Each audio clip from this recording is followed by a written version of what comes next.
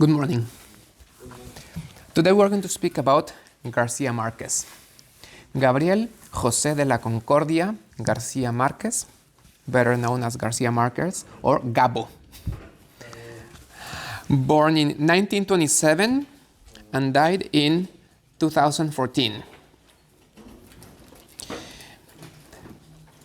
Of him, President Juan Manuel Santos said he was the greatest Colombian who ever lived when he died in 2014. He was born on the 6th of March, 1927 in Aracataca, Colombia. He was born to Gabriel Eligio Garcia and Luisa Santiago Marquez. Shortly after his birth, his father, Gabriel Eligio Garcia, moved to Barranquilla, and he, meaning Garcia Marquez, and his mother, Luisa, stayed in Aracataca. He was mostly raised by his grandfathers, and this is something very important in the legacy and in the writing of Garcia Marquez. His maternal grandparents were Doña Tranquilina Iguaran and Colonel Nicolás Ricardo Marquez Mejía. What about them? His maternal grandfather was a liberal veteran of the Thousand Days War. He was regarded as a national hero, if not in the whole nation, at least in his town. He was also regarded as a great figure due to his opposition to the banana massacres of 1928. And above all, he was an outstanding storyteller. But instead of telling stories about fairy tales to Garcia Marquez, he told him crude descriptions of the Civil War. And he would narrate it very well. Also, he took Garcia Marquez at least once a year to the circus, and it was he who took Garcia Marquez, the young child Garcia Marquez, to discover the miracle of the ice. Imagine a tropical country like Colombia. Ice was something never heard of, never seen before. And he took his grandson to discover the miracle of the ice. What am I referring to? Chronicle? No, it's 100 Years of Solitude. It begins precisely with that. How the main character remembers how his father had taken him to discover the miracle of the ice, Aurelio Buendía. Instead, from his maternal grandmother, Doña Tranquilina Iguaran,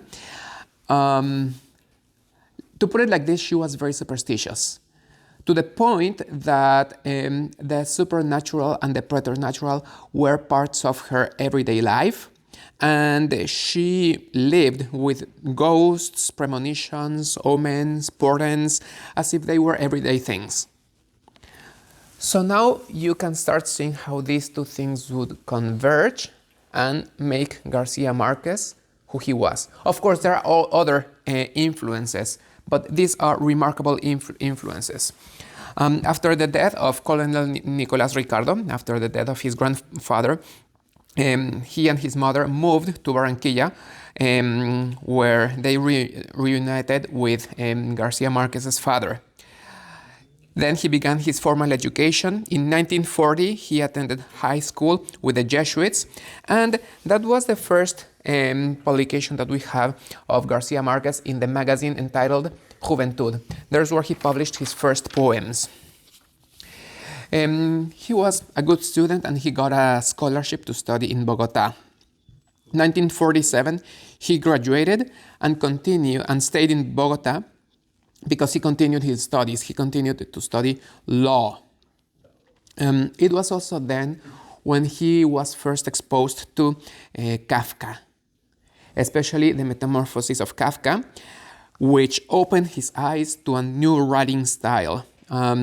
He found it akin to his grandfather's stories, but he finally found this embodied in a writer. in a great piece of literature. In 1948, there was a riot, a disturbance in Bogota.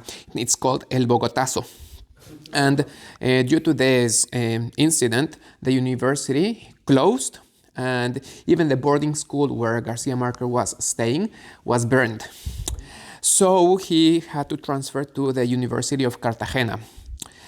And it was there where, as he continued his studies of law, he started working for a newspaper called El Universal.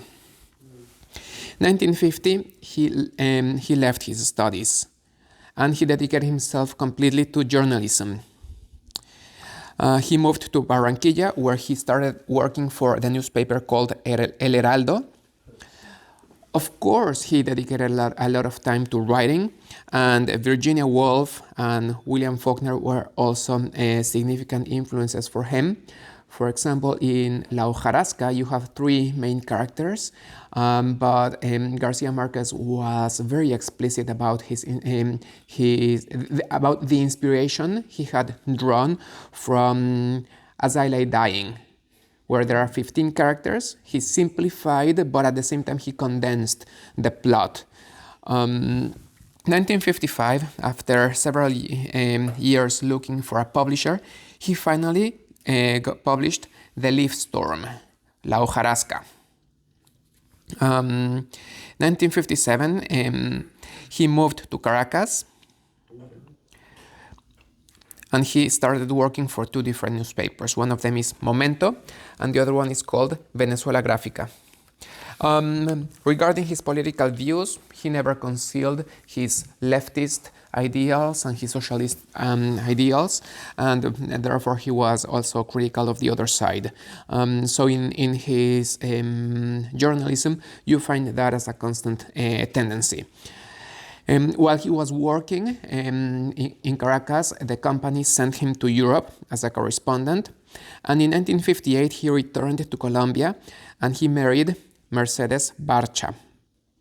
They had two sons, Rodrigo and Gonzalo.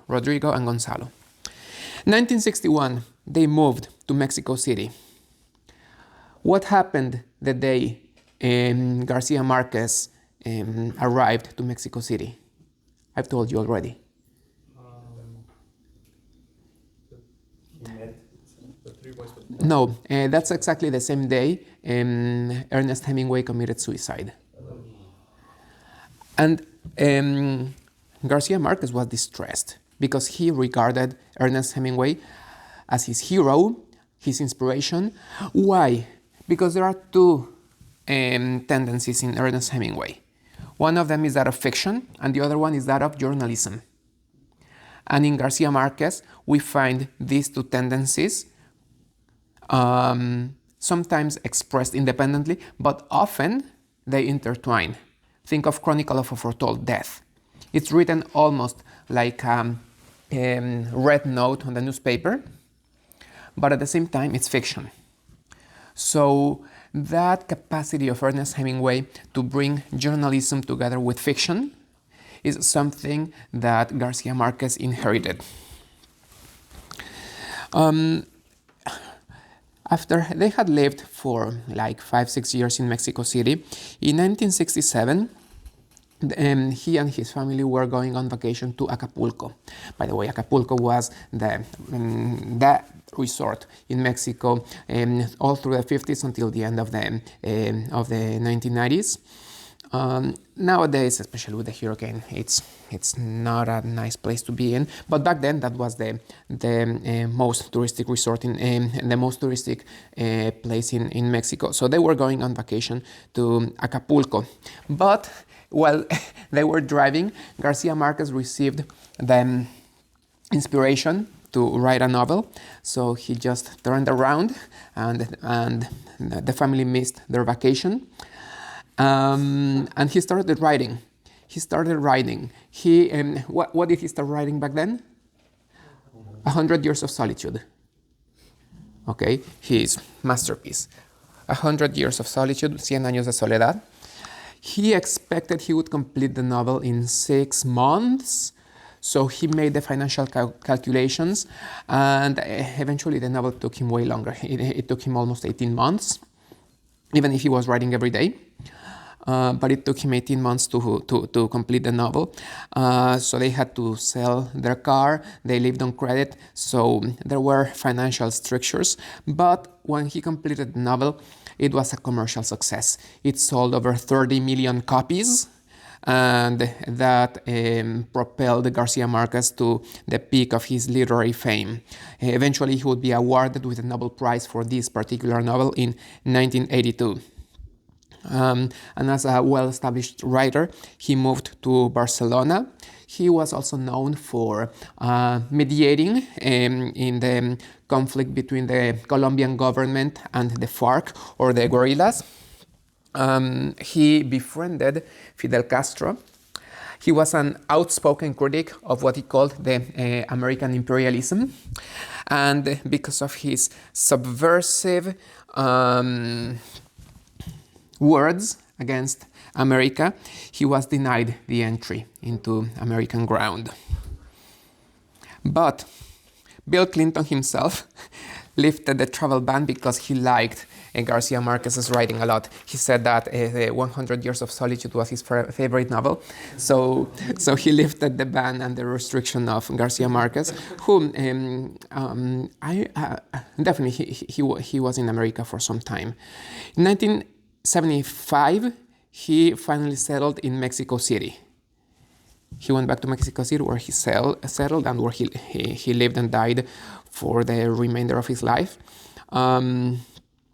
It was also during this time when he went on strike, meaning he was not going to write anything until the dictator Pinochet was deposed. And when he was deposed, he continued writing. 1981. So as a very well-established writer, he's at the peak of his career. He's about to receive the Nobel Prize. It was then when he wrote Chronicle of a Foretold Death. In 1999, he was diagnosed with lymphatic cancer. Chemotherapy proved successful, but realizing that his life might be coming to an end, he began working on his memoirs. And in 2005, that was the first year when he didn't even write a single line. And he said, not only to himself, but to the public, I would have no problem in writing a novel. I could write it anytime. But the public would be able to tell that my heart is not in it. In 2012, he started suffering from dementia. So for this reason, he wrote Carta de Despedida, his farewell letter. I will not read the whole thing, but I'm going to share some of his thoughts in that farewell letter. So knowing that he was suffering from dementia and that maybe he will not be in full possession of his mental faculties, he wrote, "If God, for a second, forgot what I have become and granted me a little bit more of life, I would use it to the best of my ability.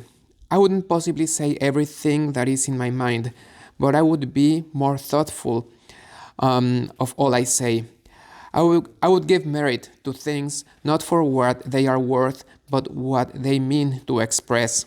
I would sleep little. I would dream more, because I know that for every minute that we close our eyes, we waste 60 seconds of light. I would walk while others stop. I would awake while others sleep. If God would give me a little bit more of life, I would dress in a simple manner. I would place myself in front of the sun, leaving not only my body, but my soul naked at its mercy. To all men, I would say how mistaken they are when they think that they stop falling in love when they grow old, without knowing that they grow old when they stop falling in love. I would give wings to children, but I would leave it to them to learn how to fly by themselves. To all people, I would say that death doesn't arrive when they grow old, but with forgetfulness. I have learned so much with you all.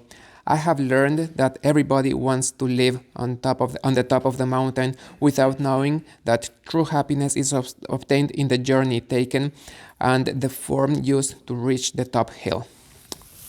And so on. So it's a letter that you can easily find on the internet. It's Gabriel Garcia Marquez's farewell letter. And as I mentioned, in 2012, he wrote this letter knowing that he was suffering from dementia. And finally, in 2014, in April, he died.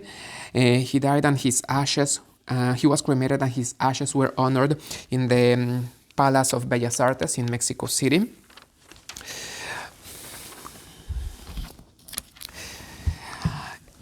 Something remarkable about Garcia Marquez, which is not common with all the authors we have spoken of, is that he had a quite long life, and that means that he lived to criticize lots of the literary criticism that had been written about him. For example,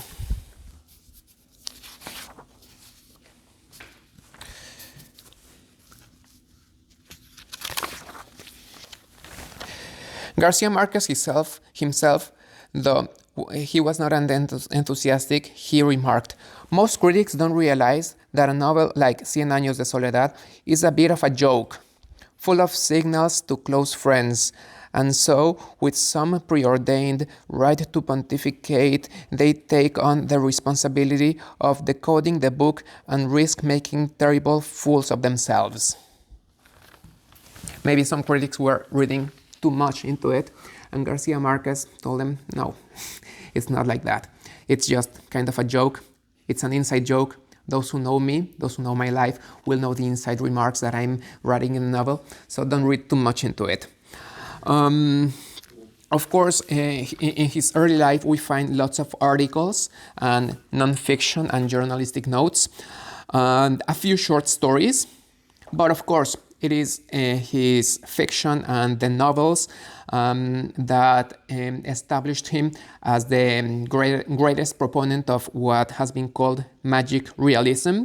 I'll get back to magic realism soon. And then, because of the interest that he awoke through his great novels, then his early life writings were also studied.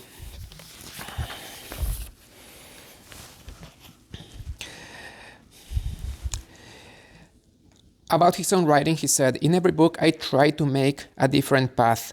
One doesn't choose the style. You can investigate and try to discover what the best style would be for them. But the style is determined by the subject, by the mood of times. The critics build theories around that, and they see things I hadn't seen. I only respond to our way of life, the life of the Caribbean." There's a book that is not very often mentioned, La Mala Hora, The Evil Hour of 1962. I think this book is important because it marks a transition. According to some studies, you will find that it is a magic realism book. According to some others, you will find that it is not magic realism, not yet. This is the last, let's call it, conventional novel before Garcia Marquez evolved into magic realism. So what's the point with these discrepancies regarding the studies that have been conducted on The Evil Hour? Well, precisely that it marks a moment of transition. It marks a moment of transition, and after The Evil Hour, there's no argument, there's no discussion about Garcia Marquez's writing being that of magic realism. What does magic realism entail? It might be hard to give a definition, while it is a lot easier for me to give you a description. So I'm going to describe some of the major traits of magic realism. If you want to define man, you say a rational animal. But what happens when you try to define a lizard? Well, yeah, you can say it's a reptile, and then everything else, you have to be descriptive, right? So, magic realism. What are the elements? First, of course, things that are magical, like ghosts, or like Remedios La Bella, who levitates, who can fly.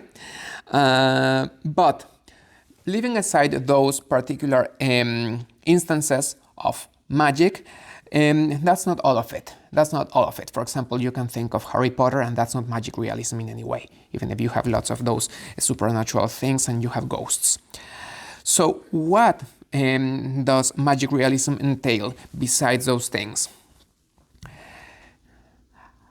A particular trait is that of the imagination of the characters.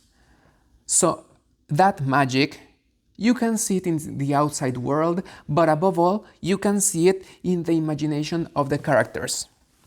It's almost like a moderate kind of Don Quixote, who imagines a world around them, and these characters imagine a world around themselves, and the magic is above all in their own imagination.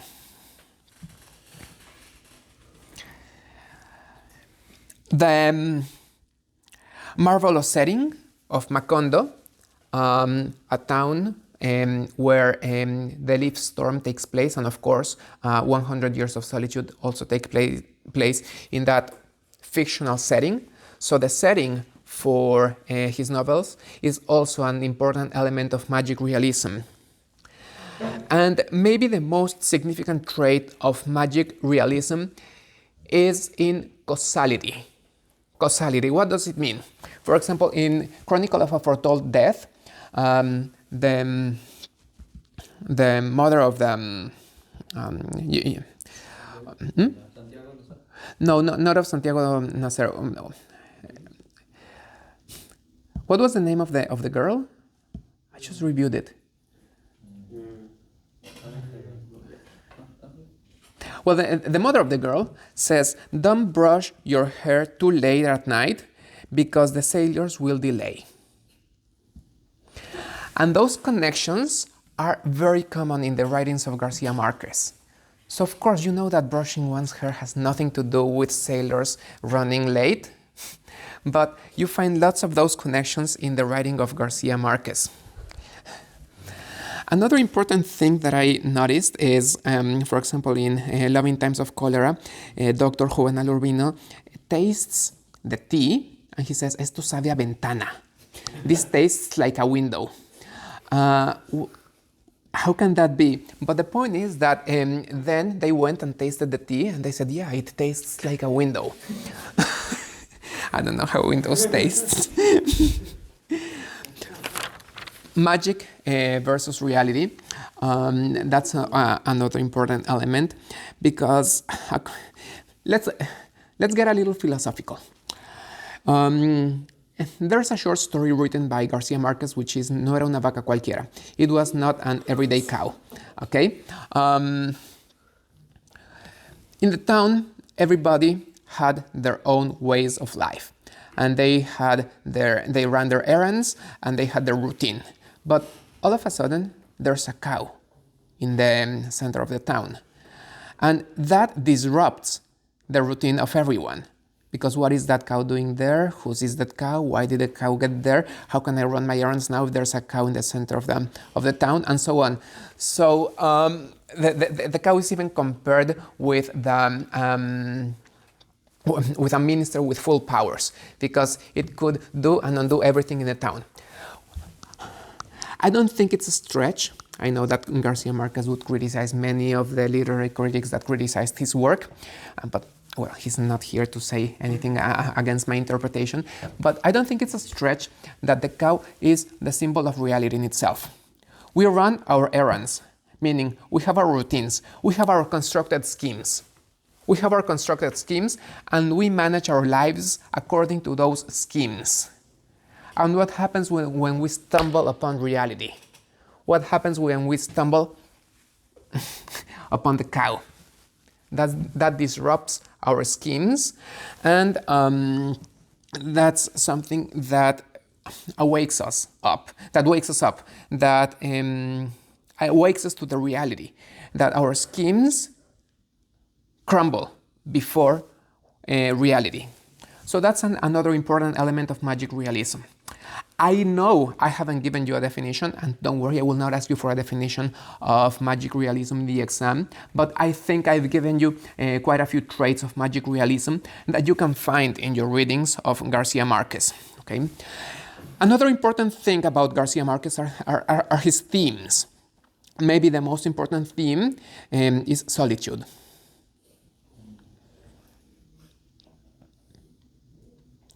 Both personal and interior, and in society. Even characters that are surrounded with their family, their loved ones, their friends, ultimately, they're lonely. There's also a lot of violence.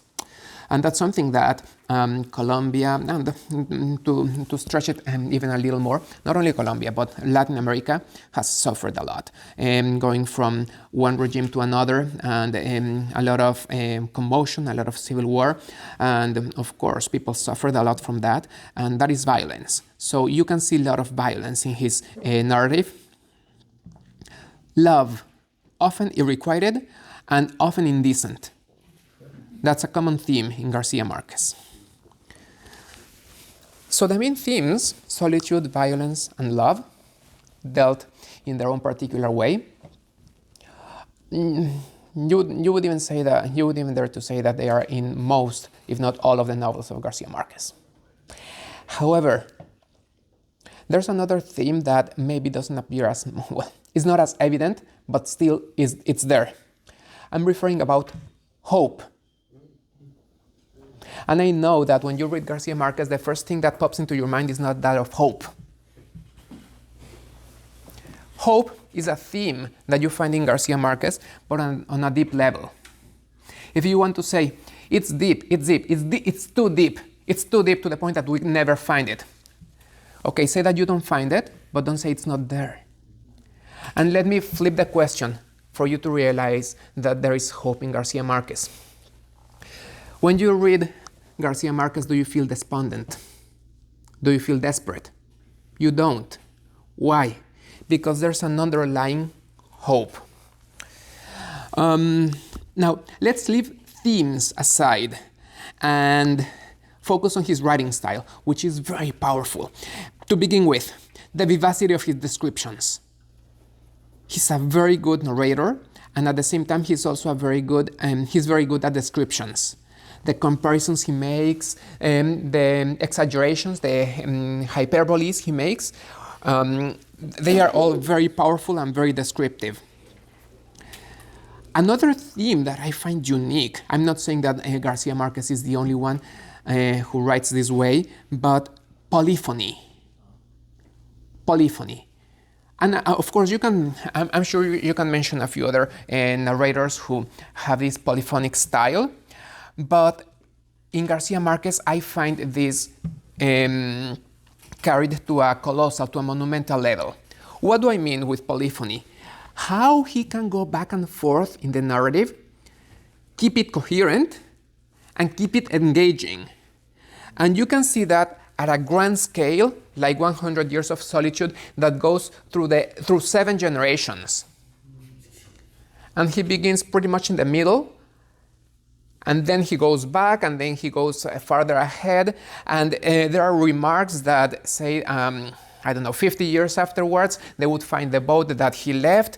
So he's going back and forth, but it's never confusing. On the contrary, it's a very smooth narrative, and I find that Garcia Marquez is a prodigious narrator in this regard. I'm speaking about 100 Years of Solitude, where you find a bulky novel, and it can go back and forth countless times in a very cohesive way. But you can also find that in a smaller scale. For example, in Chronicle of a Foretold Death. From the very beginning, you know what's going to happen. And nevertheless, he keeps you engaged. He entices you. And you want to keep reading on. And the narrative goes back and forth countless times, even in a small novella like Chronicle of a Foretold Death, but that's a prodigious writing style of Garcia Marquez, his polyphonic style. He knew that Chronicle of a Foretold Death was going to be enticing, but only for so long. That is why it's not a long extension novel. It's a short novella. It's just a little more than a short story, because he could maintain the tension only for so long. We all want to know what happens and why it happens. And along with with his journalistic style, there comes something else, which is the detective story. He was very influenced by detective stories. And, for example, in The Leaf Storm, La Hojarasca, he begins with a quote from Antigone. Why? Because according to this magic realism, Sophocles is maybe the first and definitely one of the greatest detective story writers. Think of Oedipus the King. Why is that the perfect detective story? Because the detective, the authority, and the culprit are one and the same person.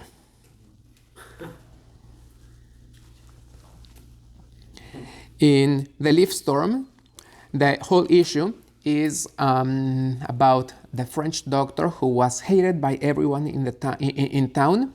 And the novel happens in a very, very short span of half an hour, where the sheriff decides to bury him in spite of all the people, because people wanted the hated doctor to see him rot, and he buries him. Does that ring a bell? Antigone, Polonices, burying his brother. So there's the aspect of detective story. There's also a lot of power in the gap. So there are many important things that are unmentioned, that are unsaid. For example, no one writes to the coronel. El coronel no tiene quien le escriba. None of the main characters has a name. Or in Chronicle of a Foretold Death, supposedly the writer, of course it's fiction, but supposedly the writer is resorting to the transcript of the judicial process. And then he says, well, but with the rains, over 200 pages of the transcript were destroyed. So I'm giving you as much as I can, but in the end, you don't know what's happening. And do we ever know for sure what happened in Chronicle of a Foretold Death? The inspiration of Garcia Marquez, of course, it's very personal many times. It's like an intuition that flows from his own personal experience. He wanted to write about his grandparents' house. And he had been meaning to write about his grandparents' house since the time when he was 18. But he only crystallized and condensed that in 100 Years of Solitude. Chronicle of a Foretold Death, it actually happened. It actually happened in 1951. Garcia Marquez's friend Cayetano Gentili was murdered. And he wanted to write it for a long time. And it was only, but he didn't know how to end it. So everything, well, almost everything, at least the main events that you find in the novel are based on real life, with the exception of the end. Because he didn't know how to finish the novel, and of course he has Ramon, San Roman marrying the girl whose name we forgot, but we find them reuniting in the end. That actually didn't happen. And I think that Garcia Marquez is very witty, because he then questions his own narrative, saying, and I was surprised to see how much life resembles poor literature. He's writing this ending, which sounds inverosimile, but that was the only way he could finish the novel. He writes this in first person. And there are at least two characters that were in intimate connection with Garcia Marquez. He mentions his own mother, and he mentions Mercedes. Who was Mercedes? Wife. His wife, exactly. So they were also in the plot. A few other novels, of course, I'm not being exhaustive, but in 1975, El Otoño del Patriarca, The Autumn of the Patriarch. After having lived in Venezuela, he got inspiration from the fall of the dictator Marcos Perez Jimenez, and that is the fall of the patriarch that you see in this novel. 1985, Love in Times of Cholera. He was inspired mostly by the courtship of his father to his mother, Gabriela Eligio, who, by the way, was the telegrapher, just like Florentino Araiza in Love in Times of Cholera. Not only was he the telegrapher, but he had a very, very bad moral reputation, just like Florentino Araiza. And there was a position from the father of, what was her name? The girl in Love in Times of Cholera. Daza. Fermina Daza. Yes, Fermina Daza, who of course is Luisa Santiago and the opposition of the father. So there's inspiration. But only that, because the plot in Love in Times of Cholera is way, way more intricate and elaborate than what actually happened, but at least there's that inspiration.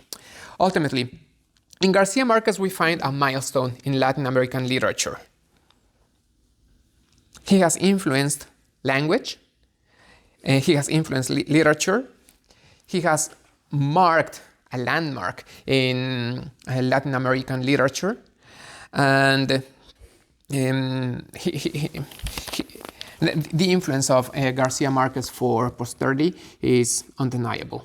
So he was one of the great proponents of Hispanic literature. Not only of Hispanic literature, but also in universal literature, he has been widely regarded. And by the way, even if he didn't complete his education, here in New York, the Columbia University awarded him with a doctorate honoris causa. Okay, so definitely he is widely regarded as a main proponent of Latin American literature during the 20th century, but not only, because his literary influence goes way beyond Latin American literature.